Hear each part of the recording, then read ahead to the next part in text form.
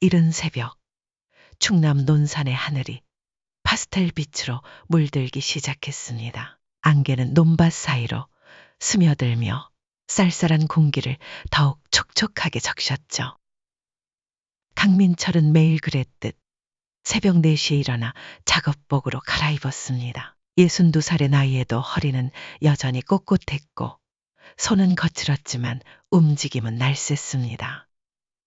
창문 너머 어스름한 하늘을 바라보며 오늘도 마을을 깨끗하게 만들 생각에 입가에는 자연스러운 미소가 번졌습니다. 영란아, 나 출근한다. 민철은 낮은 목소리로 아내를 깨우지 않으려 조심스럽게 인사했습니다. 하지만 김영란은 이미 부엌에서 따뜻한 미역국을 끓이고 있었습니다. 벌써 일어났네. 밥 먹고 가야지. 추운데 뜨거운 국물이라도 한술 뜨고 가. 영란의 목소리에는 30년 넘게 함께한 세월의 깊은 정이 묻어났습니다. 60살의 공무원 출신답게 언제나 단정한 차림으로 집안을 정리하는 그녀의 손길은 분주하면서도 정확했죠. 민철은 따뜻한 밥상 앞에 앉아 국물을 한 모금 들이켰습니다. 내가 하는 일이 마을 숨통을 틔운다고 생각하면 힘이 나는구먼. 오늘도 깨끗한 논산을 만들러 갑니다. 민철의 얼굴엔 미소가 퍼졌습니다. 환경미화원이라는 직업이 남들 눈엔 하찮게 보일지 몰라도 그에게는 자부심 그 자체였습니다. 매일 아침 쓰레기차를 몰고 마을 구석구석을 누비며 사람들의 흔적을 치워내는 일. 그는 그것이 마을을 건강하게 지키는 일이라 믿고 있었죠. 당신이 없으면 마을이 돌아가겠어요. 영란은 남편의 등을 가볍게 두드리며 말했습니다. 우리 마을의 숨은 영웅이지. 아침 식사를 마친 민철이 현관문을 나서려던 순간 영란이 말을 건넸습니다. 오늘 저녁에는 서류 정리 좀 도와주세요. 현우 재산 정리할 게 남았거든요. 민철은 고개를 끄덕이며 문을 열었습니다. 서늘한 새벽 공기가 얼굴을 스쳤고 멀리서 닭울음 소리가 들려왔습니다.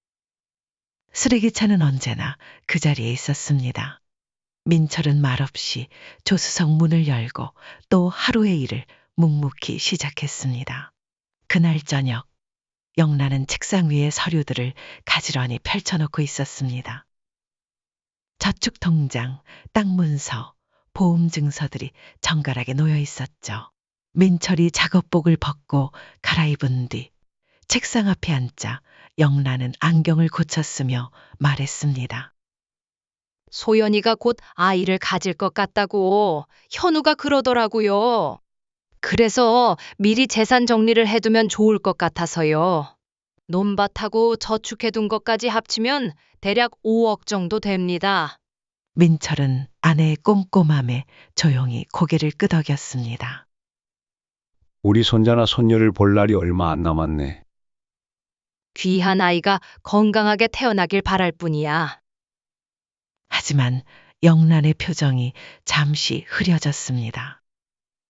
현우가 철이 너무 없어요. 38살이나 됐는데 아직도 아내 말만 듣고 부모 생각은 안 하고. 민철은 길게 한숨을 쉬며 고개를 저었습니다. 그래도 우리 아들이잖아. 아이 아빠가 되면 책임감이 생기지 않겠어? 영란은 서류에 도장을 찍으며 고개를 갸웃했습니다. 그러길 바랄 뿐이죠. 소연이가 하자는 대로만 해주는 것 같아서요. 그들의 아들 강현우는 서울의 중소기업에서 일하며 아내 이소연과 함께 살고 있었습니다. 아이를 가질 계획이라는 말만 전했을 뿐 최근에는 전화 연락도 뜸했죠. 소연이가 원하는 거 다 해줄게요. 아이 생기면 바로 연락드릴게요. 현우의 마지막 통화가 민철의 귀에 맴돌았습니다. 그 말투, 그 어조 아내에 대한 맹목적인 사랑이 느껴졌고 그게 때때로 민철에겐 걱정이 되었습니다. 하지만 두 사람은 아들 현우가 아버지가 되면서 조금은 성숙해지기를 바라고 있었죠. 영란은 마지막 서류에 서명하며 말했습니다. 이제 다 준비됐어요. 현우와 미래, 우리 손주를 위한 우리의 작은 선물입니다. 영란의 말에 민철은 조용히 아내의 손을 잡으며 고개를 끄덕였습니다. 두 사람의 일생 동안 모아온 재산이었지만 아들과 앞으로 태어날 손주를 위해 기꺼이 내어줄 준비가 되어 있었죠. 환경미화원과 공무원으로 살아온 세월, 그들의 땀과 노력이 고스란히 담긴 소중한 결실이었습니다. 창밖에는 어느덧 밤이 깊어가고 있었고 논산 특유의 고요한 밤하늘엔 별들이 수놓듯 빛나고 있었습니다. 민철과 영란은 내일도 그리고 그 다음 날도 각자의 자리에서 최선을 다할 준비가 되어 있었어요. 손주를 만나게 될 날을 손꼽아 기다리며 두 사람은 조용히 잠자리에 들었습니다. 시우가 태어났어요. 선우의 목소리가 전화기 너머로 들려왔을 때 민철과 영란의 얼굴엔 환한 미소가 번졌습니다. 오랫동안 기다려온 간절한 소식이었죠. 영란은 전화기를 꼭 쥔 채 떨리는 목소리로 물었습니다. 몇 킬로래? 건강해? 엄마 아빠 닮았어? 현우는 숨 돌릴 틈도 없이 신이 나서 대답했습니다. 3.2kg예요. 건강해요. 아직 누굴 닮았는지는 잘 모르겠어요. 민철은 아내 옆에 서서 전화기를 향해 소리쳤습니다. 시우야, 할아버지다. 할아버지 목소리 들리니? 건강하게 잘 자라. 영란은 감격에 겨워 눈물을 훔쳤습니다. 첫 손자의 탄생, 그것은 두 사람에게 새로운 희망의 시작이었습니다. 민철은 벌써부터 시우를 품에 안을 생각에 가슴이 벅차올랐습니다. 당장 서울로 가봐야 하는 거 아닐까? 시우를 봐야지. 민철은 벌떡 일어나 주섬주섬 짐을 싸기 시작했습니다. 하지만 영란은 웃으며 그의 어깨를 잡고 말렸습니다. 당신 아직 이르지 않을까요? 산모도 쉬어야 하고요. 그때 전화기 너머로 소연의 조심스러운 목소리가 들려왔습니다. 아버님, 어머님, 아기는 100일이 지나야 면역이 생겨요. 그전엔 감염 위험이 있으니까 100일 지나고 뵈면 해요. 민철과 영란은 잠시 서로를 바라봤습니다. 100일이라는 시간은 너무 길게만 느껴졌지만 손자의 건강이 먼저였죠.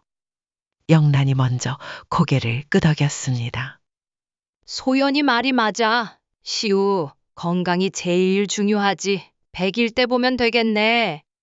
민철은 아쉬움을 감추지 못했지만 곧 고개를 끄덕이며 미소를 지었습니다. 그래, 100일에 보자. 건강하게만 자라다오. 우리 시우. 전화를 끊은 후 민철은 그대로 마을 회관으로 향했습니다. 그의 얼굴에는 자랑스러움이 가득했고 두 눈엔 빛이 서려 있었죠. 회관에 모인 이웃들에게 그는 손수 준비한 떡을 돌리며 기쁨을 나누었습니다. 손자가 태어났어요. 이름은 강시우입니다. 100일에 데려온다니까 그때 다들 보세요. 마을 이장 최만길이 민철의 어깨를 툭툭 두드렸습니다. 민철 씨, 축하해요. 이제 진짜 할아버지 됐네. 기분이 어때요? 말로 표현할 수 없습니다. 그냥 가슴이 벅차요. 그날부터 민철의 청소일엔 더욱 힘이 실렸습니다. 쓰레기를 줍는 손길에도 쓰레기차를 운전하는 모습에도 생기가 넘쳤죠. 사람들이 민철 씨, 오늘 특별히 기분이 좋아 보이네요. 라고 물으면 민철은 어깨를 으쓱하며 대답했습니다. 할아버지가 되니까 그런가 봐요. 영란도 마찬가지였습니다. 집안 정리를 더 꼼꼼히 하며 손자를 위한 작은 옷과 장난감을 하나씩 사모으기 시작했죠. 가끔은 앙증맞은 양말을 들고 한참을 바라보며 혼잣말을 했습니다. 시우가 이걸 신으면 얼마나 귀여울까? 영란의 눈에는 설렘이 가득했어요. 하지만 100일은 쉽게 다가오지 않았습니다. 민철과 영란에게는 하루하루가 유난히 길게 느껴졌죠. 그들은 달력에 매일 X표를 그어가며 시우를 만날 날을 손꼽아 기다렸습니다. 그런데 이 기다림 속에서 현우에게서 오는 연락은 점점 뜸해졌습니다. 처음엔 일주일에 한 번씩 걸려오던 전화가 어느 순간부터는 2주에 한 번, 결국 한 달에 한 번으로 줄어들었죠. 소연이가 바빠서 정신이 없어요. 아이 키우느라 힘든가 봐요. 현우는 늘 이런 말로 짧게 통화를 마무리했습니다. 민철은 아내에게 조용히 속삭였습니다. 아이 키우는 게 힘들긴 하지. 우리도 현우 키울 땐 참 힘들었잖아. 영란은 고개를 끄덕이면서도 얼굴에 드리운 걱정스러운 표정을 감추지 못했습니다. 그래도 부모한테 전화 한 통 하는 건 그리 어렵지 않을 텐데. 그렇게 시간이 흘러 드디어 100일이 다가왔습니다. 민철과 영란은 서울로 갈 준비를 마쳤습니다. 영란은 시우를 위한 금반지와 옷을, 민철은 정성껏 고른 장난감을 가방에 넣었습니다. 드디어 시우를 볼 수 있네요. 영란이 설렘 가득한 목소리로 말하자 민철도 고개를 끄덕이며 미소를 지었습니다. 시우가 어떻게 생겼을지 궁금하네. 그들은 아침 일찍 논산역에서 서울행 기차에 몸을 실었습니다. 창밖으로 스쳐 지나가는 풍경을 바라보던 민철은 어느새 조용히 잠이 들었습니다. 꿈속에서 그는 작은 손자를 품에 안고 마을을 걷고 있었죠. 시우는 해맑게 웃으며 할아버지의 수염을 만지작거렸고 민철은 그 웃음소리에 마음이 따뜻해졌습니다. 영란은 그런 남편의 평화로운 얼굴을 바라보며 조용히 미소 지었습니다. 이제 우리 가족이 더 행복해지겠죠. 그녀의 마음속 깊은 기도였습니다. 기차가 서울역에 도착하자 민철과 영란은 서둘러 강남으로 향했습니다. 현우가 사는 아파트는 고급스러운 외관을 자랑했고 번듯한 관리동과 화려한 로비는 이들의 발걸음을 조심스럽게 만들었죠. 엘리베이터를 타고 올라가며 영란은 남편의 손을 꼭 잡았습니다. 설레네요. 민철도 긴장한 듯 고개를 끄덕였습니다. 그러게 첫 손자를 보는 날이니까. 마침내 그들은 현우의 집 앞에 도착했습니다. 초인종을 누르기 직전 문 앞에서 잠시 멈춰섰죠. 그 순간 안에서 들려오는 소리가 두 사람을 얼어붙게 만들었습니다. 시우야, 커서 할머니 할아버지 같은 저급한 직업 가지면 안 돼. 소연의 목소리가 문 너머로 또렷하게 울렸습니다. 민철의 손이 허공에서 멈춰섰고 표정이 굳었습니다. 방금 들은 말이 믿기지 않았죠. 영란은 남편의 얼어붙은 얼굴을 보며 팔을 잡았습니다. 저급이라니. 민철의 목소리는 떨리고 있었습니다. 평생을 자부심으로 살아온 직업이 며느리의 입에서 그렇게 깎여나간 순간 그의 가슴은 철렁 내려앉았습니다. 영란의 눈빛도 차갑게 변했습니다. 지금 무슨 소리야? 결연한 표정으로 문을 두드린 영란. 문이 열리고 소연이 나타났습니다. 세련된 원피스를 입은 소연은 시부모를 보곤 잠시 당황했지만 곧 억지로 미소를 띄었습니다. 아, 어머님, 아버님, 일찍 오셨네요. 그러나 그녀의 눈동자는 잠시 흔들렸고 민철은 무거운 목소리로 물었습니다. 방금 무슨 말을 한 거지?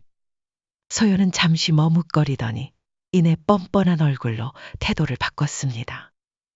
아, 들으셨어요? 그럼 솔직히 말할게요. 시우가 공무원 같은 거 했으면 좋겠어요. 환경미화원은 좀 그렇잖아요. 영란의 눈이 커졌습니다. 평생 공무원으로 일해왔지만 무엇보다 남편의 직업을 그렇게 깎아내리는 며느리의 말에 분노가 끓어올랐죠. 소연 말 다 했니? 민철은 주먹을 꽉 쥐었습니다. 손바닥에 박힌 굳은 살이 욱신거렸지만 마음속 상처는 더 쓰라렸습니다. 직업에 귀천이 없는데 우리를 무시해? 소연은 눈 하나 깜빡이지 않았습니다. 현실적으로 생각해보세요. 사람들이 환경미화원을 어떻게 봐요? 시우는 더 나은 환경에서 자라야 해요. 그때 안에서 현우가 모습을 드러냈습니다. 팔에는 작은 아기를 안고 있었죠. 엄마 아빠 오셨네요. 이게 우리 시우예요. 민철과 영란은 잠시 손자를 바라봤습니다. 작고 사랑스러운 얼굴, 아직 세상의 때 하나 묻지 않은 순수한 눈동자가 그들을 조용히 응시하고 있었죠. 하지만 방금 들은 소연의 말은 여전히 머릿속을 맴돌았습니다. 영란이 조용히 물었습니다. 현우야, 너도 소연이 생각에 동의해? 현우는 당황한 듯 눈을 몇 번 깜빡였고 말문을 열기도 전에 소연이 먼저 끼어들었습니다. 현우도 저랑 같은 생각이에요. 우리는 시우가 더 나은 직업을 가졌으면 해요. 소연은 당당히 말했고 현우는 그 말을 듣고도 아무 말도 하지 않았습니다. 그 침묵은 곧 동의였고 그 어떤 말보다도 깊은 상처를 주는 대답이었죠.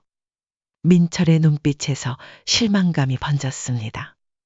평생을 쓰레기를 치우며 살아왔지만 단 한 번도 자신의 일을 부끄러워한 적이 없었습니다. 그런데 이제 자신의 아들과 며느리가 그 자부심을 저급하다고 말하고 있었던 것이었습니다. 시우, 잘 키워. 민철의 목소리는 낮고 무거웠습니다. 그는 손자에게 마지막으로 눈길을 주고는 등을 돌렸습니다. 영란도 조용히 아들의 얼굴을 바라봤습니다. 그녀의 눈에는 깊은 실망감이 어른거렸죠. 현우야, 네가 그렇게 생각하다니. 두 사람은 말없이 현우의 집을 나섰습니다. 소연은 그 자리에 서 있었고 현우는 무언가 말하려다 끝내 입을 다물었습니다. 엘리베이터 문이 닫히기 직전 두 사람은 아들이 다급히 뛰어나오는 모습을 봤지만 어느 누구도 다시 문을 열려는 버튼을 누르지 않았습니다. 아파트를 나와 버스 정류장에 도착했을 때 영란의 눈에서 조용히 눈물이 흘렀습니다. 우리가 평생 일해서 모은 돈으로 저 아이들이 살고 있는데 민철은 조용히 아내의 어깨를 감쌌습니다. 그의 눈도 이미 젖어 있었죠. 영란아, 우린 잘못한 거 없어. 열심히 살았고 현우도 잘 키웠어. 버스를 타고 기차역으로 가는 동안 두 사람은 아무 말도 하지 않았습니다. 창밖으로 서울의 높은 빌딩들이 스쳐 지나갔지만 그들의 마음은 이미 멀리 논산으로 돌아가고 있었죠. 기차 안 고요한 침묵 속에서 영란이 조용히 물었습니다. 어떡할 거예요? 민철은 깊은 생각에 잠겨 있다가 천천히 입을 열었습니다. 아직은 모르겠어. 하지만 한 가지는 확실해. 뭔데요? 우리 재산을 저 아이들에게 물려줄 수는 없어. 영란은 묵묵히 고개를 끄덕였습니다. 그녀도 같은 생각이었습니다.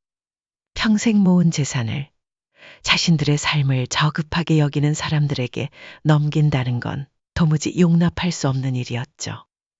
논산에 도착했을 때는 이미 저녁이었습니다. 집으로 돌아가는 길에 마을 이장 최만기를 만났죠. 민철 씨, 영란 씨. 손자 보고 오셨어요? 어땠어요? 민철과 영란은 잠시 서로를 바라봤습니다. 그리고 민철이 조용히 입을 열었습니다. 만길 씨, 시간 있으면 우리 집에 좀 들러요. 할 얘기가 있어요. 집에 도착한 세 사람은 마당에 앉았습니다. 영란이 차를 내오는 동안 민철은 오늘 서울에서 있었던 일을 조심스럽게 꺼냈습니다. 저급이라니 말이 됩니까? 민철 씨가 마을 지킨 영웅인데. 만길의 목소리에는 분노가 서려 있었습니다. 영란이 따뜻한 차를 내오며 말했습니다. 현우가 소연 편을 들었어요. 아무 말도 하지 않더라고요. 만길은 고개를 천천히 저었습니다. 어떻게 그럴 수가 있지요? 사람이 부모를 무시하면 안 되는 거 아닙니까? 민철은 깊은 한숨을 내쉬며 말했습니다. 내일 변호사를 찾아가 볼 생각입니다. 재산 문제를 정리해야 할 것 같아요. 만길은 두 사람의 손을 꼭 잡았습니다. 두 분이 결정한 일, 마을에서 다 지지할 겁니다. 걱정 마세요. 그날 밤 민철과 영란은 늦도록 이야기를 나눴습니다. 그들이 평생 모은 재산을 어떻게 할지, 현우와 소연을 어떻게 대할지에 대해 진지하게 고민했죠. 현우에게 마지막 기회를 줘야 할까요? 영란이 조심스럽게 물었습니다. 민철은 창밖의 어두운 하늘을 바라보며 천천히 대답했습니다. 그래, 한 번 더 기회를 주자. 하지만 변호사는 만나봐야 해. 창밖에 펼쳐진 논산의 밤하늘은 여전히 별빛으로 가득했지만 민철과 영란의 마음속에는 짙은 구름이 드리워져 있었습니다. 다음 날 아침 민철은 평소보다 일찍 일터로 향했습니다. 생각을 정리하고 싶었던 걸까요? 묵묵히 마을 거리를 청소하는 민철의 얼굴에는 깊은 주름이 더 짙게 새겨진 듯 보였습니다. 쓰레기를 줍는 손길에도 어제와는 다른 무거운 감정이 묻어나고 있었죠. 민철 씨, 오늘은 왜 이렇게 일찍 나왔어요? 동네 슈퍼를 막 열고 있던 박할머니가 물었습니다. 민철은 잠시 손을 멈추고 조용한 미소를 지으며 대답했습니다. 아, 일찍 끝내고 변호사 만나러 가야 해서요. 변호사? 무슨 일 있어요? 그냥 재산 정리 좀 하려고요. 그의 말에 박할머니는 더 묻지 않고 조용히 가게 문을 열었습니다. 민철은 다시 고개를 숙이고 일에 몰두했습니다. 쓰레기를 치우는 단순한 일이었지만 그에게는 자존심이자 존재의 이유였습니다. 하지만 소연이 말한 저급한 직업이라는 표현이 계속 그의 귓가에 맴돌았죠. 한편 영란은 집안에서 변호사 사무실의 번호를 찾고 있었습니다. 예전에 공무원으로 일하던 시절 우연히 알게 되어 깊숙이 간직해둔 이정훈 변호사의 명함을 꺼냈죠. 마침내 명함을 찾아낸 영란은 망설임 없이 전화를 걸었습니다. 이정훈 법률사무소입니다. 안녕하세요. 김영란입니다. 이정훈 변호사님 계신가요? 잠시 후 익숙하면서도 친절한 남자 목소리가 들려왔습니다. 영란 씨? 오랜만이네요. 어떻게 지내셨어요? 잘 지냈어요. 오늘 시간 되세요? 상담 좀 받고 싶은데요. 오후 2시에 시간 있습니다. 어떤 일로 오시나요? 영란은 잠시 망설이다가 조심스럽게 말했습니다. 재산 상속 문제요. 현우 빼고 정리할 방법이 있는지 알고 싶어서요. 전화기 너머로 순간 정적이 흘렀고 이정훈은 낮게 대답했습니다. 알겠습니다. 2시에 뵙겠습니다. 전화를 끄는 영란은 잠시 창밖을 바라보다 현관문이 열리는 소리에 고개를 돌렸습니다. 민철이 돌아온 것이었죠. 일은 다 끝냈어요? 응, 오늘은 일찍 끝냈어. 변호사는 연락해봤어? 이정훈 변호사님이 오후 2시에 만나자고 하셨어요. 민철은 씻으러 가며 말했습니다. 잘 됐네. 옷 갈아입고 같이 가자. 두 사람은 곧바로 변호사 사무실로 향했습니다. 이정훈 변호사는 단정한 정장 차림으로 그들을 반갑게 맞이했죠. 50대 중반의 그는 따뜻하면서도 차분한 태도로 두 사람을 맞이했습니다. 오랜만입니다, 영란 씨. 그리고 강민철 씨죠? 만나서 반갑습니다. 세 사람은 테이블에 둘러앉았고 민철과 영란은 어제 있었던 일을 자세히 털어놓았습니다. 소연이 말한 저급한 직업 발언부터 현우의 침묵까지 그들의 마음속 상처를 그대로 드러냈죠. 이정훈은 진지하게 들은 뒤 고개를 천천히 끄덕였습니다. 법적으로 재산 상속은 유언장으로 정리할 수 있습니다. 두 분의 재산을 현우 씨가 아닌 다른 사람이나 단체에 기부하는 방식으로도 가능하죠. 민철이 조용히 물었습니다. 그럼 현우에게 아무것도 주지 않을 수도 있나요? 네, 법적으로는 가능합니다. 하지만 완전히 결정하기 전에 한 번 더 대화해 보시는 건 어떨까요? 영란은 한숨을 쉬며 고개를 끄덕였습니다. 그래야겠죠. 변호사와의 상담을 마치고 집으로 돌아오는 길, 민철의 휴대폰이 울렸습니다. 화면에는 현우라는 이름이 떴고 그는 놀라며 전화를 받았습니다. 아빠, 지금 논산으로 내려가고 있어요. 1시간 후에 도착할 것 같아요. 민철은 놀란 눈빛으로 영란을 바라봤습니다. 현우가 지금 온대. 두 사람은 서둘러 집으로 돌아왔습니다. 그리고 정확히 1시간 후 현우가 혼자 도착했습니다. 소연이는? 영란이 물었습니다. 현우는 고개를 저으며 대답했습니다. 시우 돌봐야 해서 못 왔어요. 세 사람은 거실에 앉았고 잠시 불편한 침묵이 흘렀습니다. 마침내 현우가 입을 열었습니다. 엄마, 아빠, 어제는 정말 미안해요. 소연이가 그냥 한 말이에요. 왜 그렇게 예민하게 받아들이세요? 민철의 눈이 커졌습니다. 예상치 못한 아들의 말에 당황함이 그대로 드러났죠. 예민하다고? 너도 우리 직업이 저급하다고 생각하는 거야? 현우는 황급히 손사래를 쳤습니다. 아니에요. 그런 뜻이 아니라 소연이가 그냥 실수로 한 말인데 너무 심각하게 받아들이지 마세요. 영란은 실망스러운 표정으로 아들을 바라봤습니다. 그 눈빛엔 단단히 맺힌 서운함이 가득했죠. 현우야, 가족을 배신했어. 내 아버지가 평생 해온 일을 내 아내가 저급하다고 했는데 넌 한마디도 반박하지 않았어. 현우는 머리를 극적이며 불편한 표정을 지었습니다.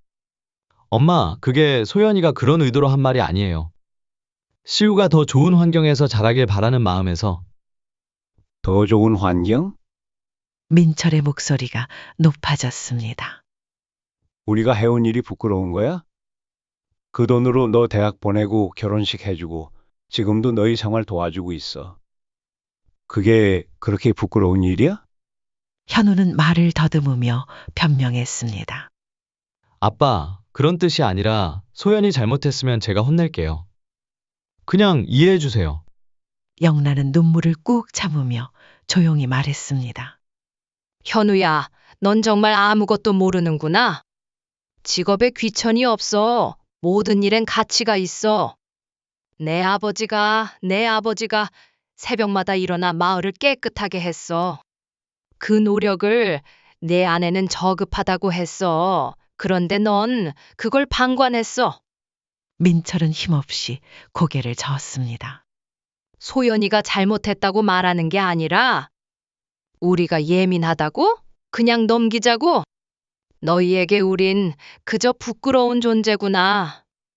현우는 당황한 듯 손을 내밀었습니다. 아니에요. 그런 뜻이 아니에요. 그냥 이번 일은 넘어갔으면 해요. 소연이도 별 의도 없이 한 말이에요. 현우의 마지막 변명이 허공에 맴돌았습니다. 세 사람 사이에는 다시 무겁고 깊은 침묵이 내려앉았고 민철과 영란의 눈엔 참담한 상처가 그대로 드러났습니다. 현우는 그 자리에 앉아 어찌할 바를 모르는 듯 고개를 숙이고 있었죠. 마침내 민철이 천천히 일어섰습니다. 현우야, 오늘은 돌아가라. 우리도 생각할 시간이 필요하다. 현우는 망설이다가 조용히 자리에서 일어났습니다. 정말 미안해요. 다음에 오면 소연이랑 시우도 데려올게요. 하지만 영란은 아무 말도 하지 않았습니다.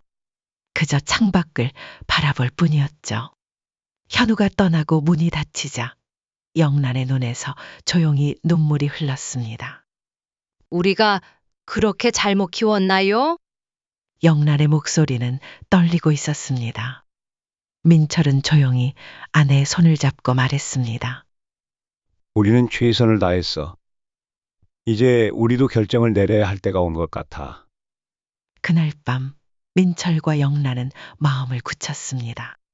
그들의 재산은 더 이상 현우와 소연에게 가지 않을 것이었고 대신 두 사람이 평생 흘린 땀과 노력이 의미 있게 쓰일 곳을 찾기로 했습니다. 이튿날 아침 민철과 영란은 평소보다 더 일찍 일어났습니다. 마음이 무거웠지만 동시에 오래 짊어졌던 짐을 내려놓는 듯한 홀가분함도 느껴졌죠. 영란은 아침 식사를 준비하며 조용히 물었습니다. 오늘 이정훈 변호사님께 연락해서 유언장 수정하는 걸로 할까요? 그래. 그리고 오후에는 마을 이장님과도 얘기해보자. 우리 생각을 알려주는 게 좋을 것 같아. 아침 식사를 마친 후 영란은 변호사에게 전화를 걸었습니다. 통화를 마친 그녀는 민철에게 말했습니다. 오전 11시에 가능하대요. 서류 준비해서 가면 된대. 민철은 장롱 위에 조심스레 올라 낡은 서류 가방을 꺼냈습니다. 그 속에는 두 사람의 평생이 고스란히 담겨 있었죠. 그 안에는 땅 문서와 통장, 보험 증서 등이 가지런히 정리되어 있었습니다. 현우와 소연에게 물려주려 했던 모든 것들이었죠. 이제 새로운 시작이야. 민철이 조용히 중얼거렸습니다. 영란은 서류 가방을 바라보다가 잠시 망설이며 물었습니다. 정말 이렇게 해도 될까요? 현우는 그래도 우리 아들인데. 민철은 깊은 숨을 내쉬며 대답했습니다. 영란아, 현우와 소연은 우리 직업의 가치를 몰라. 그 아이들에게 우리 땀의 결실을 줄 수는 없어. 영란은 천천히 고개를 끄덕였습니다. 그래요. 하지만 시우는 어떡해요? 손자는 아무 잘못이 없는데. 민철은 잠시 생각에 잠겼다가 조용히 말했습니다. 시우 명의로 따로 적금을 들어주자. 작은 금액이라도 시우가 나중에 성인이 되면 도움이 될 거야. 두 사람은 낡은 서류 가방을 들고 변호사 사무실로 향했습니다. 이정훈 변호사는 그들의 결정을 듣고 진지하게 고개를 끄덕였습니다. 어떻게 재산을 처리하고 싶으신지 구체적으로 말씀해 주세요. 민철이 먼저 입을 열었습니다. 우리 논밭은 마을 공유 농장으로 기부하고 싶어요. 마을 사람들이 함께 가꾸고 수확할 수 있게요. 그리고 저축해둔 돈은 지역 아동들을 위한 장학금으로 사용되었으면 해요. 민철 영란 기금이라는 이름으로요. 이정훈은 꼼꼼히 메모하며 물었습니다. 손자 시우 씨에 대한 부분은요? 시우 명의로 적금을 따로 만들어 주세요. 매달 조금씩 넣어서 성인이 되면 받을 수 있게요. 변호사는 모든 내용을 정리하고 유언장 초안을 작성했습니다. 이렇게 하면 법적으로 문제없이 진행할 수 있습니다. 서명하시면 효력이 발생해요. 영란은 서류를 조용히 읽어내려가며 깊은 한숨을 내쉬었습니다. 직업을 비하한 사람들에게 우리 땀의 가치를 줄 수는 없어요. 영란은 망설임 없이 서류에 서명했습니다. 민철도 이어서 서명을 마쳤고 이정훈은 조용히 고개를 끄덕이며 말했습니다. 이제 공식적으로 변경되었습니다. 나중에 마음이 바뀌더라도 다시 수정할 수 있으니 걱정 마세요. 변호사 사무실을 나오며 민철은 마치 어깨에서 무거운 짐을 내려놓은 듯한 홀가분함을 느꼈습니다. 영란도 같은 감정이었는지 그녀의 걸음걸이는 평소보다 훨씬 가벼워 보였습니다. 이제 마을 이장님께 가볼까요? 영란이 조용히 물었고 민철은 고개를 끄덕였습니다. 그래, 가자. 만길 씨도 알아야 할 거야. 두 사람은 마을 회관으로 향했습니다. 최만길 이장은 그들을 보자 반갑게 맞이했습니다. 어서 오세요. 어제 있었던 일 때문에 많이 고민하셨죠? 네, 결정을 내렸어요. 우리 재산을 마을과 지역 아이들을 위해 기부하기로 했습니다. 민철의 말에 만길의 눈이 크게 열렸습니다. 전부요? 아들에게는 안 주시고요? 네, 현우와 소연은 우리 직업의 가치를 모르고 있어요. 하지만 손자 시우를 위한 적금은 따로 마련해뒀어요. 만길은 감동한 듯 두 사람의 손을 꼭 잡았습니다. 정말 대단하십니다. 마을을 위한 큰 결정을 내리셨네요. 그때 민철의 휴대폰이 울렸습니다. 화면에는 현우라는 이름이 떠 있었고 민철은 잠시 망설이다 전화를 받았습니다. 아버지, 어제 일은 정말 미안해요. 소연이랑 얘기해봤는데 그런 뜻이 아니었대요. 민철은 차분하게 대답했습니다. 현우야, 우리가 결정한 게 있어. 내 이름으로 해둔 재산을 전부 마을과 지역 아이들을 위해 기부하기로 했다. 잠시 후 전화기 너머로 놀란 현우의 목소리가 터져 나왔습니다. 네? 무슨 말씀이세요? 그럼 저는요? 시우는요? 시우는 따로 적금을 해두었어. 하지만 너와 소연에게는 더 이상 줄 것이 없다. 잠시 후 현우의 목소리가 다급해졌습니다. 아버지, 그럴 수 없어요. 그건 원래 우리 거잖아요. 현우의 목소리는 격해져 있었습니다. 하지만 민철은 깊은 한숨을 내쉬며 차분히 말했습니다. 원래 너희 것이 아니야. 우리가 평생 일해서 모은 거지. 너희가 마음으로 거부한 것 우리도 되돌려받을 권리가 있어. 현우가 뭐라 더 말하려는 순간 전화기 너머로 갑자기 소연의 목소리가 들려왔습니다. 전화를 빼앗은 듯한 날카로운 톤이었습니다. 아버님, 그 돈 원래 우리 거잖아요. 어떻게 그럴 수 있어요? 소연의 목소리에는 분노와 당혹감이 뒤섞여 있었습니다. 그때 영란이 민철에게서 전화를 받아들고 조용히 말했습니다. 소연아, 너희 마음이 저급한 거야. 우리 직업을 무시한 사람들에게 우리 땀의 대가를 줄 수는 없어. 영란은 더 이상 말을 듣지 않았고 단호히 전화를 끊었습니다. 민철과 최만길은 놀란 표정으로 그녀를 바라봤습니다. 영란 씨, 정말 단호하시네요. 만길이 감탄 섞인 목소리로 말하자 영란은 깊은 숨을 내쉬며 조용히 말했습니다. 이제 끝났어요. 새로운 시작을 해야죠. 그날 오후 민철은 마을 회관에서 주민들에게 기부 계획을 발표했습니다. 그의 목소리는 떨림 없이 담담하지만 확고했습니다. 저와 영란이 평생 모은 재산을 마을 공유 농장과 지역 아이들을 위한 장학금으로 기부하기로 했습니다. 민철 영란 기금이라는 이름으로요. 주민들의 박수 소리가 회관을 가득 채웠습니다. 민철은 고개를 들고 자랑스럽게 덧붙였습니다. 내 일, 내 땀이 자랑스럽습니다. 환경미화원으로 살아온 세월이 헛되지 않았다고 생각합니다. 영란은 남편의 옆에 서서 그의 손을 꼭 잡았습니다. 그녀의 눈가에 맺힌 눈물은 슬픔이 아닌 자부심과 새로운 시작에 대한 기대의 눈물이었습니다.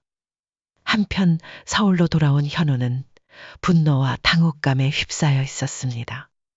아파트 거실을 서성이던 현우는 분노와 혼란이 뒤섞인 목소리로 소연에게 말했습니다.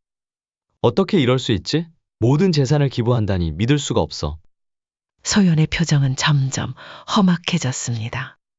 안방에서 시우를 재우고 나와 거칠게 숨을 내쉰 그녀는 곧장 현우에게 화를 쏟아냈습니다. 당신이 부모님께 제대로 말했어야 했잖아요. 내가 왜 잘못됐다는 거예요? 환경미화원이 저급한 직업인 건 사실이잖아요. 세상 누가 자기 아이한테 환경미화원 하라고 권해요? 소연의 말에 그동안 참고 있던 현우의 감정이 터지고 말았습니다. 지금까지 아내의 말에 맞춰주며 살아왔지만 이번엔 참을 수 없었습니다. 그게 아니야, 소연아. 아버지는 평생 그 일로 나를 키우셨어. 조금이라도 존중했어야 했어. 소연은 비웃듯 말했습니다. 이제 와서 무슨 소리예요? 당신도 그렇게 생각하잖아요. 부모님 앞에서 아무 말도 안 했잖아요. 현우는 그 말에 머리를 감쌌습니다. 그녀 말이 맞았습니다. 그는 부모님이 모욕당하는 그 순간에도 아무 말도 하지 않았습니다. 소연의 말에 침묵함으로써 그는 스스로 모른 척했고 사실상 동의한 셈이었죠. 너 때문에 부모님한테 버림받았어. 현우가 갑자기 소리쳤습니다. 내가 뭐 잘못했어? 저급한 게 사실이잖아. 당신도 그렇게 생각하면서 왜 나한테만 화를 내는 거예요? 소연의 싸늘한 반응은 현우를 더욱 분노하게 만들었습니다. 그녀에게는 전혀 미안함도 반성도 없었습니다. 오히려 자신의 말이 당연하고 정당하다는 듯한 태도였습니다. 부모님 재산 다 받을 줄 알고 그렇게 뻔뻔했던 거야? 현우의 말에 소연의 얼굴이 붉게 달아올랐습니다. 재산은 당연히 우리 것이었어요. 시우를 위한 거였잖아요. 소연의 목소리는 높아졌고 두 사람은 밤늦도록 다투었습니다.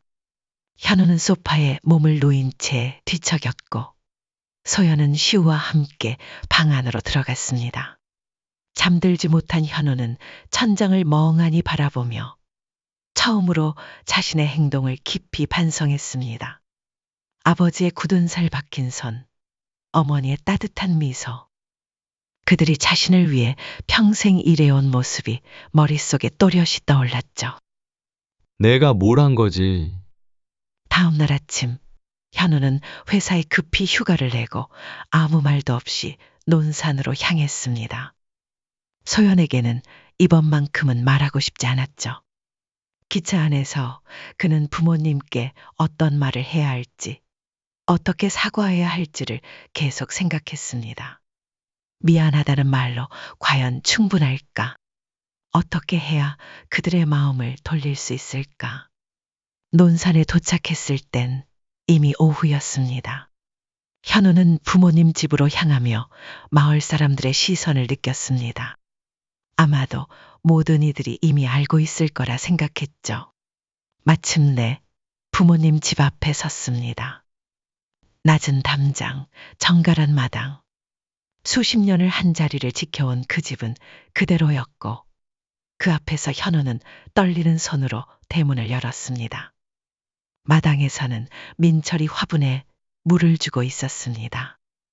아버지는 현우를 보자 잠시 손을 멈췄지만 곧 아무 일 없다는 듯 다시 물을 주기 시작했습니다. 아버지, 현우의 목소리는 떨리고 있었습니다. 하지만 민철은 그 말에 아무 대답도 하지 않았습니다. 현우는 천천히 아버지 앞으로 걸어갔습니다. 그리고 갑자기 두 무릎을 꿇었습니다. 아버지, 제가 잘못했어요. 소연이가 잘못했어요. 저도 바보였어요. 민철은 조용히 물뿌리개를 내려놓고 아들을 바라봤습니다. 그의 눈에는 복잡한 감정이 서려 있었죠. 현우야, 우리는 내린 선택을 존중받고 싶다. 하지만 네가 가족의 가치를 모르는 것 같아 실망이 크구나. 그때 안에서 영란이 나왔습니다. 그녀는 마당에 무릎 꿇고 있는 아들을 보곤 잠시 걸음을 멈췄습니다. 현우야, 현우는 어머니를 향해서도 고개를 깊이 숙였습니다. 엄마, 정말 미안해요. 제가 어떻게 그럴 수 있었는지. 부모님의 일을 존중하지 않은 제가 정말 잘못했어요. 영란은 아들에게 다가가 그의 어깨에 조용히 손을 얹었습니다. 내가 네가 가족의 가치를 진심으로 알게 될 때까지 기다릴게. 지금은 돌아가렴? 현우는 놀란 눈으로 어머니를 바라봤습니다. 이렇게 단호한 어머니의 모습은 처음이었죠. 민철도 고개를 천천히 끄덕이며 말했습니다. 현우야, 넌 소연이 말에 동의했잖아. 묵묵히 있는 것도 동의하는 거야. 우리 마음은 아직 정리가 안 됐다. 현우는 조용히 일어섰습니다. 그의 눈가에는 눈물이 맺혀 있었고 목소리는 떨렸습니다. 알겠어요. 하지만 꼭 다시 올게요. 제가 정말로 변했다는 걸 보여드릴게요. 집을 나서는 아들의 뒷모습을 민철과 영란은 말없이 바라봤습니다. 두 사람의 마음속에는 아들에 대한 깊은 사랑과 씁쓸한 실망이 복잡하게 얽혀 있었죠. 그날 저녁, 마을 사람들은 민철과 영란의 집으로 하나둘 모여들었습니다. 그들의 재산 기부 소식을 듣고 감사와 존경의 마음을 전하기 위해서였죠. 민철 씨, 영란 씨, 정말 대단해요. 마을 주민들은 입을 모아 그들의 용기와 결단에 박수를 보냈습니다. 우리 마을을 위해 그런 결정을 하시다니. 마을 주민들의 말에 민철은 겸손하게 손을 저었습니다. 아닙니다. 제가 평생 이 마을에서 살았는데 마을에 돌려드리는 게 당연하죠. 영란은 차와 간식을 나르며 이웃들과 정겨운 이야기를 나눴습니다. 그녀의 얼굴에는 오랜만에 편안한 미소가 번져 있었습니다. 한편 서울에서는 소연이 현우가 논산에 내려간 사실을 알고 분노하고 있었습니다. 그리고 곧장 소셜미디어에 장문의 글을 올렸죠. 시부모가 재산을 뺏었습니다. 손자에게 줄 재산을 기부한다니 말이 되나요? 권리를 찾아야 합니다. 하지만 그녀가 예상하지 못한 일이 벌어졌습니다. 마을 주민 윤미자가 댓글을 달았습니다. 소연 씨, 직업 비하부터 잘못됐어요. 민철 씨는 우리 마을의 자랑이에요. 그분의 일을 저급하다고 한 건 바로 당신이잖아요. 그 댓글엔 많은 사람들이 동의했고 소연의 글은 순식간에 비난의 대상이 되었습니다. 소연은 당황한 듯 글을 삭제했지만 이미 많은 사람들이 보고 말았죠.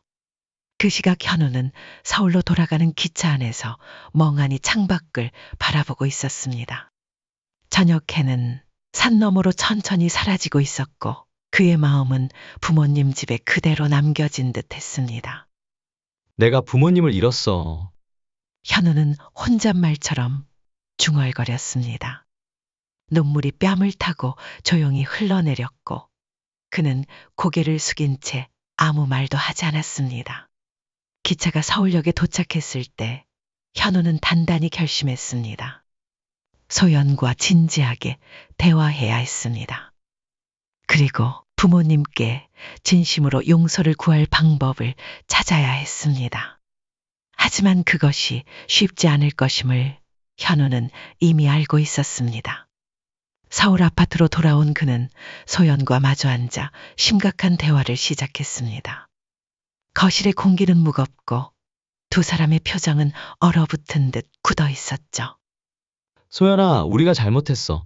부모님께 사과하고 진심으로 용서를 구해야 해.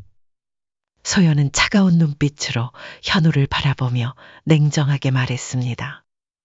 뭘 잘못했다는 거예요? 당신네 부모님이 재산을 뺏은 거잖아요. 우리 시우모까지. 내가 진심으로 생각해봤어. 아버지의 직업을 저급하다고 말한 건 정말 잘못된 거야. 모든 직업엔 가치가 있어. 소연은 비웃듯 말했습니다. 당신도 환경미화원이 좋은 직업이라고 생각해요? 정말요? 시우한테도 그렇게 권하고 싶어요? 그래, 시우가 원한다면 환경미화원이 되더라도 난 자랑스러울 거야. 아버지처럼 책임감을 갖고 일한다면 말이야. 현우의 대답은 단호했고 소연의 눈이 커졌습니다. 당신 정말 바뀌었네요. 이제 나보다 부모님이 중요해요? 가족은 모두 소중해.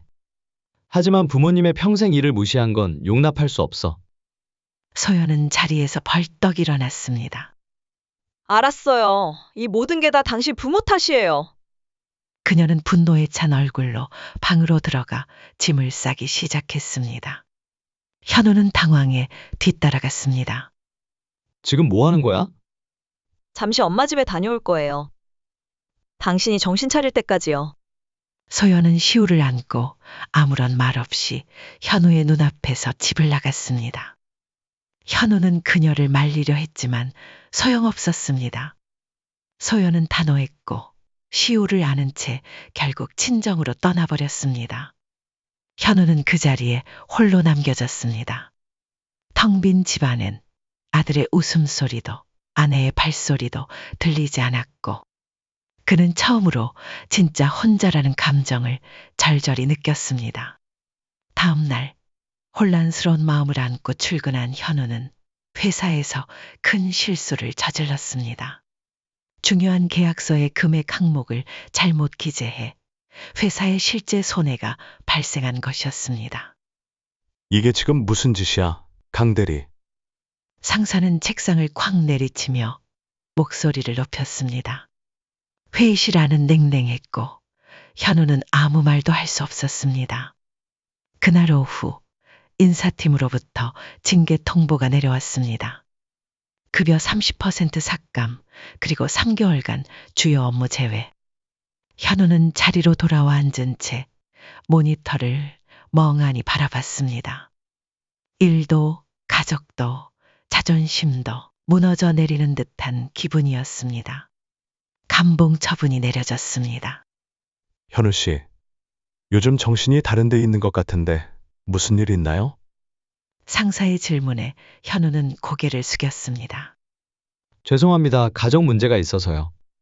무거운 발걸음으로 집에 돌아온 현우는 책상 위에 놓인 카드 명세서를 확인하다가 깜짝 놀랐습니다.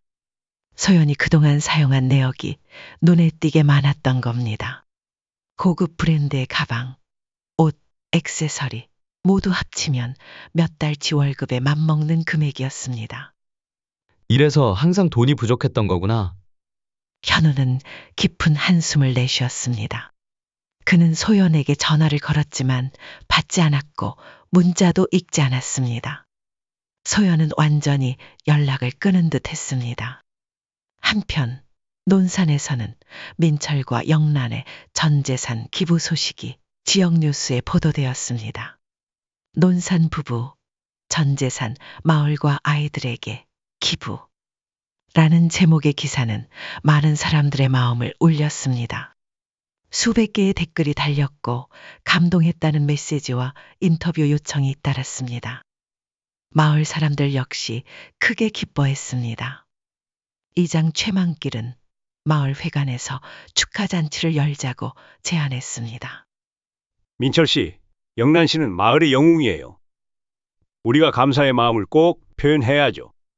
민철은 처음엔 손사래를 치며 고개를 저었지만 마을 사람들의 따뜻한 열정에 결국 고개를 끄덕였습니다. 잔칫날, 마을 사람들은 각자 음식을 가져와 풍성한 식탁을 차렸습니다. 마을 전체가 웃음소리와 정겨운 대화로 가득 찼고 따뜻한 분위기가 회관을 감쌌습니다. 그때 잔치가 한창일 무렵 현우가 갑자기 나타났습니다. 회관문을 조용히 열고 들어선 그는 주위를 둘러보다가 부모님을 찾았습니다. 민철과 영란은 마을 어르신들과 대화를 나누다 아들의 모습을 발견하고 놀란 표정을 지었습니다. 현우는 조용히 사람들 앞으로 나와 무릎을 꿇었습니다. 모든 시선이 그를 향했고 마을은 순간 고요해졌습니다. 엄마, 아빠, 소연이 잘못했어요. 저도 바보였어요. 이제야 깨달았습니다. 부모님의 평생 일을 존중하지 않은 것. 그리고 그런 아내를 말리지 않은 것이 얼마나 큰 잘못이었는지. 마을 사람들은 숨을 죽이고 그 광경을 지켜봤습니다. 민철은 아들에게 다가가 조용히 그의 어깨를 잡았습니다. 일어나라, 현우야. 여기서 이러지 마라. 그 순간 또 다른 소동이 벌어졌습니다. 소연이 회관으로 들어온 것입니다. 그녀의 얼굴은 분노로 일그러져 있었죠. 재산 돌려줘요. 우리 시우모까지 다 뺏어가면 어떡해요? 회관은 술렁였고 마을 사람들은 경악했습니다. 최만길 이장이 앞에 나섰습니다. 소연 씨, 여기서 나가세요. 우리 마을 잔치에 와서 이러시면 안 됩니다. 하지만 소연은 아랑곳하지 않고 소리쳤습니다. 법적으로 따질 거예요. 그 재산은 원래 우리 거였어요. 그때 영란이 천천히 자리에서 일어나 소연에게 다가갔습니다. 그녀의 눈빛은 차가웠지만 목소리는 단호하고 흔들림 없었습니다. 소연아, 너희가 우리 마음을 버린 거야. 돈보다 더 중요한 가치를 모르는구나. 민철도 한마디 덧붙였습니다. 직업에 귀천이 없다는 걸 아직도 모르는 거야? 내가 정말 원하는 게 뭔지 이제는 네가 생각해봐. 만길과 마을 주민들이 조용히 소연을 회관 밖으로 안내했습니다. 소연은 계속 항의하며 버텼지만 결국 밖으로 나갔습니다. 현우는 그 모습을 멍하니 바라보다가 깊은 한숨을 내쉬었습니다. 민철은 조용히 아들의 어깨에 손을 얹었습니다. 현우야, 시우 데리고 다시 와. 우리 손자도 보고 싶다. 현우의 눈에 눈물이 고였습니다. 아버지, 소연이와 문제가 있어요. 시우를 데리고 친정에 가버렸어요. 영란은 걱정스러운 표정으로 물었습니다. 그래, 시우는 잘 있니? 네, 걱정 마세요. 제가 꼭 데려올게요. 그리고 정말 죄송합니다. 잔치는 다시 이어졌지만 민철과 영란의 마음은 복잡했습니다. 아들의 진심 어린 사과, 손자에 대한 걱정, 며느리의 분노. 모든 감정이 한꺼번에 밀려와 그들의 가슴을 짓눌렀습니다. 그날 밤 민철과 영란은 마당에 나란히 앉아 별이 총총한 밤하늘을 바라봤습니다. 현우가 정말 변한 걸까요? 영란이 조심스럽게 물었습니다. 민철은 한참 별을 바라보다가 천천히 고개를 끄덕였습니다. 그런 것 같아. 아들의 눈빛이 달라졌어. 시우는 어떡하죠? 소연이가 데리고 있다면서요? 민철은 아내의 손을 잡으며 말했습니다. 기다려보자. 모든 일은 시간이 해결해 줄 거야. 그들은 오랫동안 별을 바라보며 앞으로의 일들을 천천히 정리했습니다. 가족의 상처가 완전히 아물기까진 시간이 필요하겠지만 오늘이 그 첫걸음을 내디딘 날이라 느꼈습니다. 1년이 흘렀습니다. 논산의 가을 하늘은 유난히 청명했고 마을 공유 농장에는 아이들의 웃음소리가 가득했습니다.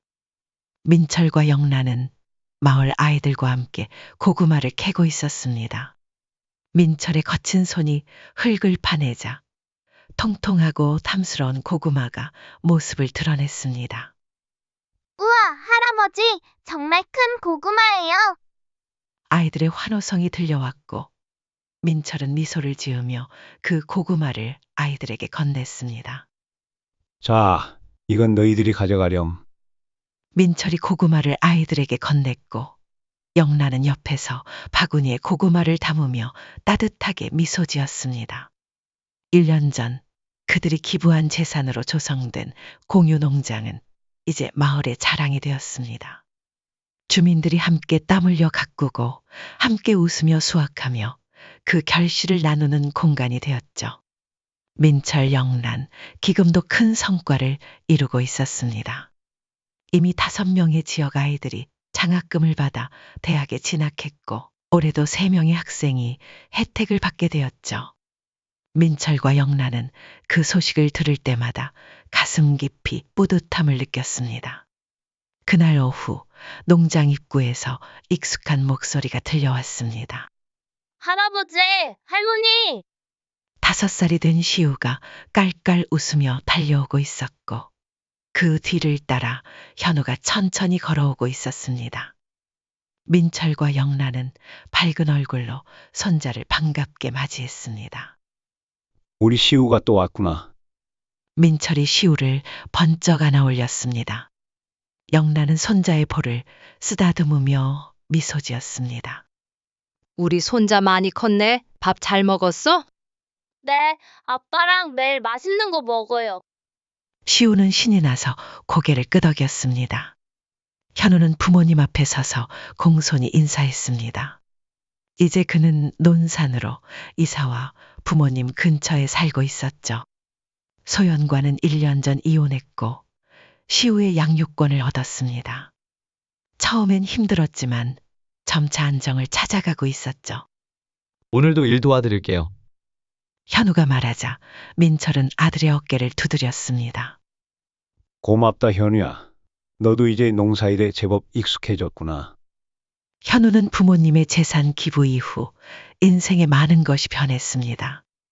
서울 생활을 정리하고 논산으로 내려온 그는 처음엔 낯설고 힘들었지만 마을 사람들의 따뜻한 환대와 부모님의 지지로 조금씩 새로운 삶에 적응해 갔죠. 지금은 마을의 작은 회사에서 일하며 주말이면 민철의 청소 일을 함께 돕기도 했습니다. 엄마, 아빠, 제가 다시 배울게요. 그것은 현우가 처음 논산에 내려왔을 때 부모님께 전한 약속이었습니다. 그는 정말로 많은 것을 배웠습니다. 직업의 가치, 가족의 소중함, 그리고 진정한 행복이 무엇인지를요.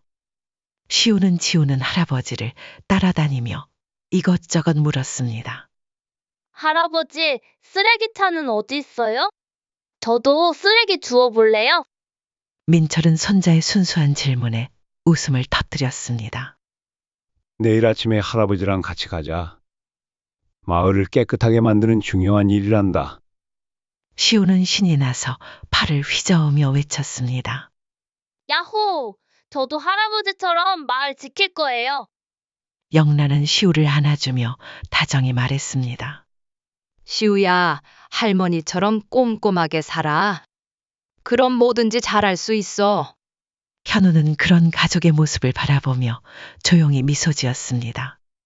한때는 부모님의 직업을 부끄러워했던 자신이 떠올랐고, 그때의 미성숙함이 이제는 부끄럽기만 했습니다. 이제는 압니다. 아버지의 환경미화원 일이 얼마나 가치 있고, 누군가는 반드시 해야 할 중요한 일이라는 것을. 민철 씨, 영란 씨, 추수감사제 준비 다 됐어요. 마을 이장 최만길이 외쳤습니다.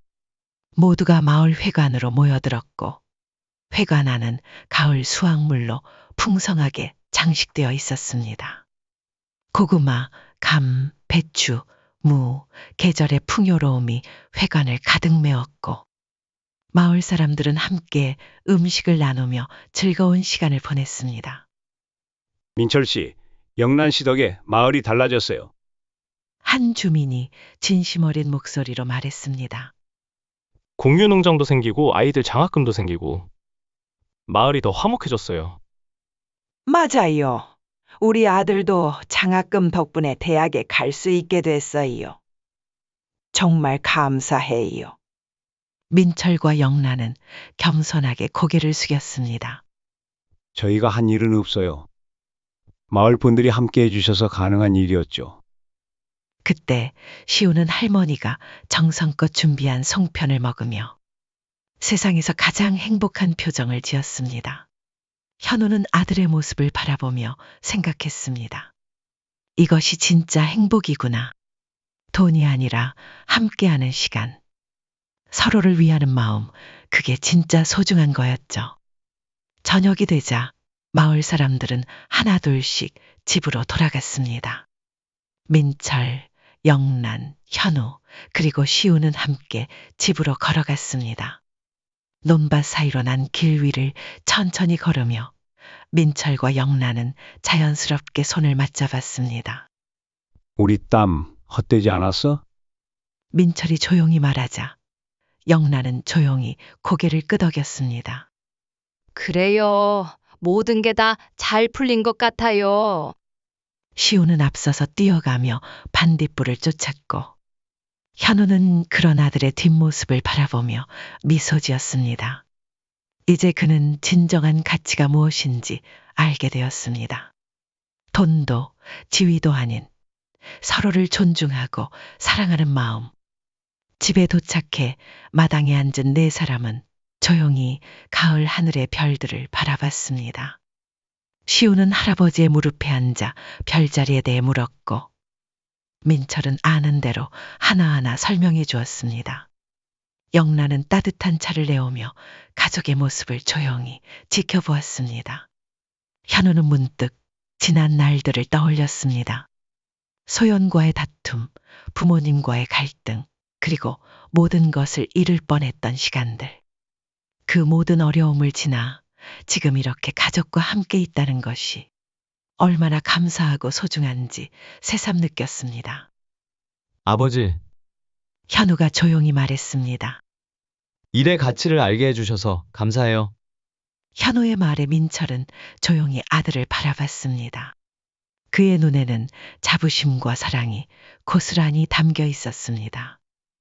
현우야, 중요한 건 무슨 일을 하느냐가 아니라 어떤 마음으로 하느냐, 그걸 네가 이제 알게 된 것 같아. 기쁘구나. 영란은 미소 지으며 현우의 손을 잡았습니다. 우리 아들이 많이 성장했네. 시우도 좋은 아빠를 두어 복이 많아. 논산의 밤하늘은 평화롭게 빛났습니다. 귀뚜라미 소리가 은은히 들려오고 시원한 가을바람이 마당을 스쳐 지나갔습니다. 민철과 영란, 현우와 시우는 마당에 둘러앉아 별이 총총한 하늘을 바라보며 말없이 그러나 깊이 행복한 시간을 보냈습니다.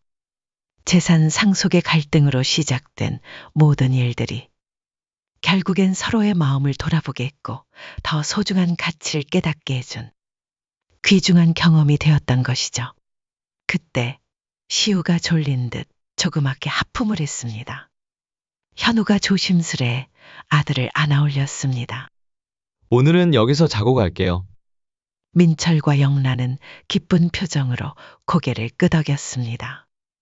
가족이 함께하는 이 순간, 그들에게는 어떤 재산보다도 더 값진 선물이었으니까요. 강민철 씨 가족의 이야기는 여기까지입니다.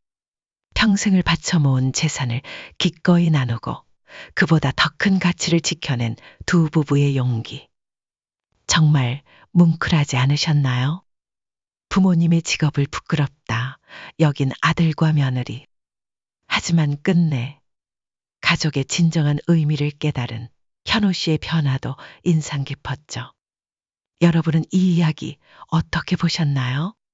민철 씨 부부의 선택, 그리고 그들의 단호한 결단이 통쾌하셨다면 댓글로 응원의 메시지를 남겨주세요. 혹은 내가 민철 씨였다면 이렇게 했을 거다 하는 여러분만의 지혜로운 생각도 기다리고 있습니다. 재미있게 들으셨다면 구독과 좋아요도 꼭 부탁드릴게요. 다음엔 더 따뜻하고 깊이 있는 이야기로 찾아오겠습니다. 고맙습니다.